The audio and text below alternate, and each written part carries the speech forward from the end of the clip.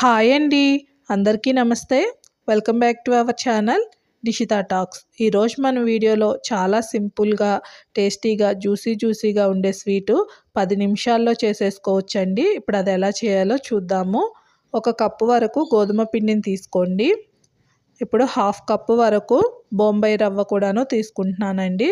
White రవ్వ ఉప్మా చేస్తాం కదా, ఆ రవ్వ 1/2 కప్పు తీసుకోండి. అలానే 1/2 టేబుల్ స్పూన్ వరకు salt, 1/2 tablespoon baking soda వేసేసుకున్నాము. ఇది మొత్తము కూడాను చక్కగా కలిసేలాగా ఇలా ఒక స్పూన్తో మిక్స్ చేసేసుకుంటున్నానండి. దీంట్లో ఇప్పుడు ఒక 2 టేబుల్ స్పూన్స్ వరకు నెయ్యి తీసుకుంటున్నాను. మీ దగ్గర నెయ్యి లేకుంటే ఆయిల్ అయినా సరే ఒక 2 టేబుల్ స్పూన్స్ వేసేసుకొని చేతితో ఈ పిండికి పట్టే విధంగా కలుపుకుందామండి. ఇది కాస్త ముద్దలాగా అవుతూ ఉంటుంది, అప్పటి వరకు కలుపుదాము. ఇప్పుడు దీంట్లో ఒక 2 టేబుల్ స్పూన్స్ వరకు పెరుగు కూడాను వేస్తున్నానండి. పెరుగు వేయడం వల్ల ఇవి సాఫ్ట్గా టేస్ట్ బాగుంటుంది. ఈ పెరుగు కూడాను ఈ పిండికి పట్టేలాగా కలిపేసేసుకుందాము. ఇలా పెరుగు మొత్తం కూడాను పిండిలో కలిసిన తర్వాత దీంట్లో కొంచెంగా వాటర్ వేసేసుకొని, మరీ పిండి గట్టిగా కాకుండా లూజ్గా కాకుండా సెమీ సాఫ్ట్గా ఉండేలాగా పిండిని అయితే కలుపుకుంటున్నానండి. ఇలా దీన్ని చపాతీ పిండిలాగా కలిపి పెట్టేసుకుంటున్నాను. వాటర్ అన్నీ కూడాను ఒకేసారి వేయొద్దు, ఒకేసారి వేస్తే పిండి లూజ్ అయిపోతుంది. ఇప్పుడు వీడియోలో చూపిస్తున్న విధంగా ఇలా చపాతీ పిండిలాగా కలిపేసేసుకోవాలండి. కనీసం ఈ పిండిని 5 నుంచి 8 నిమిషాల వరకు ఇలా కలుపుతూ ఉండడం వల్ల పిండి చక్కగా సాఫ్ట్గా అవుతుంది. దీంట్లోని ఎయిర్ గ్యాప్స్ అన్నీ పోయి పిండి సాఫ్ట్గా అయిపోతుంది. దీంట్లో 1 స్పూను నెయ్యి కానీ నూనె కానీ వేసేసి మరొకసారి కలిపి మూత పెట్టి ఒక 10 నిమిషాలు అయితే పక్కన పెట్టేసేయండి. ఇలా పిండిని పక్కన పెట్టడం వల్ల 10 నిమిషాలు దీంట్లో మనము బొంబాయి రవ్వ వేసాం కదా, ఆ రవ్వ వాటర్ని పీల్చుకొని పిండి సాఫ్ట్గా అయిపోతుంది. ఈలోపు స్టవ్ ఆన్ చేసేసి గిన్నె పెట్టేసి 1 కప్పు వరకు బెల్లము, కొంచెం వాటర్ వేసి బెల్లాన్ని అయితే కరిగించేసుకుందామండి. ఇది పాకం రావాల్సిన పని లేదు, జస్ట్ జిగురుగా అయ్యేంత వరకు బెల్లాన్ని కరిగించేసుకుంటే సరిపోతుంది. ఇప్పుడు స్టవ్ ఆఫ్ చేసేసుకుందాము.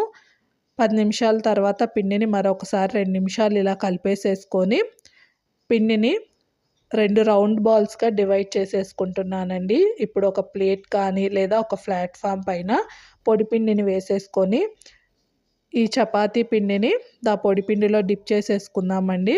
కాస్త మందంగా చిన్న చపాతీలాగా దీన్ని చేసుకుందాము. ఈ మందంలో చేసేసుకోండి, పలుచగా వద్దండి. ఇప్పుడు ఏదైనా ఒక వాటర్ క్యాప్ కానీ ఏదైనా రౌండ్గా ఉన్న క్యాప్ తీసేసుకొని వీడియోలో చూపిస్తున్న విధంగా ఈ షేప్లో కట్ చేసేసుకోండి. సైజ్ అనేది పెద్దదా చిన్నదా అనేది మీరు తీసుకున్న క్యాప్ను బట్టి దీన్ని అడ్జస్ట్ చేసేసుకోవచ్చు.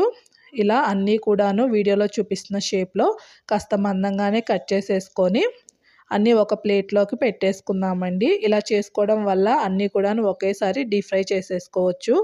ప్యాన్లో ఆయిల్ వేసేసుకొని ఆయిల్ హీట్ ఎక్కిన తర్వాత లో ఫ్లేమ్లో పెట్టేసుకోండి. ఇది వచ్చేసి లో టు మీడియం ఫ్లేమ్లోనే చేసేసుకోవాలి. హై ఫ్లేమ్లో పెట్టుకున్నామంటే ఇవన్నీ కూడాను మాడిపోతాయి. కలర్ వచ్చినట్లు అనిపిస్తుంది కానీ మాడిపోతుంది, ఫ్రై అవ్వదు లోన వరకు. ఇలా లో టు మీడియం ఫ్లేమ్ అడ్జస్ట్ చేసేసుకుంటూ వేయగానే 2 నిమిషాలు ఏమాత్రం కదపకుండా ఉంచితే వాటంతట అవే చక్కగా పైకి తేలుతూ వస్తాయండి. చూడండి, కాస్త పొంగినట్లు కూడాను అనిపిస్తున్నాయి కదా. ఇలా గోల్డెన్ కలర్కి వచ్చిన తర్వాత తీసేసేయండి. అలానే అన్నీ కూడాను వేసేసుకొని మంచి కలర్ వచ్చి లోనవంత వరకు ఫ్రై అయిన తర్వాత ప్లేట్లోకి తీసుకుందాము. స్వీట్ ఇష్టం లేని వాళ్ళు ఇలా తిన్నా కానీ చాలా టేస్టీగా ఉంటాయండి, క్రిస్పీగా.